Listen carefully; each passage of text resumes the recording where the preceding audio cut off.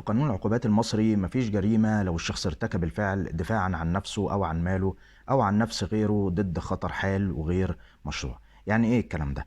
يعني لازم يكون في خطر حقيقي وفوري عليك، زي مثلا لو حد هاجمك بسلاح أبيض وعايز يقتلك، أو حاول يقتحم بيتك بالقوة، أو حاول يعتدي عليك اعتداء خطير. في الحالات دي القانون بيسمح لك إنك تدافع عن نفسك، بس بالقدر اللازم لرد الاعتداء. لكن خد بالك، القانون هنا حاطط شروط مهمة جدا عشان يتحقق الدفاع الشرعي عن النفس. أول شرط من الشروط دي إن يكون في اعتداء حقيقي وخطر حال.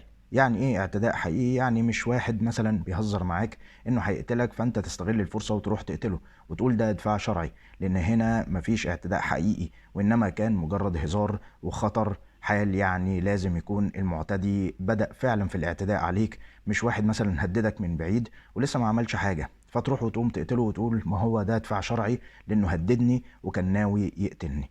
تاني شرط وهو ان الدفاع يكون متناسب مع الخطر، وده اهم شرط في تحقق الدفاع الشرعي عن النفس. يعني ما ينفعش حد يضربك بالقلم فتطلع سلاح وتقتله.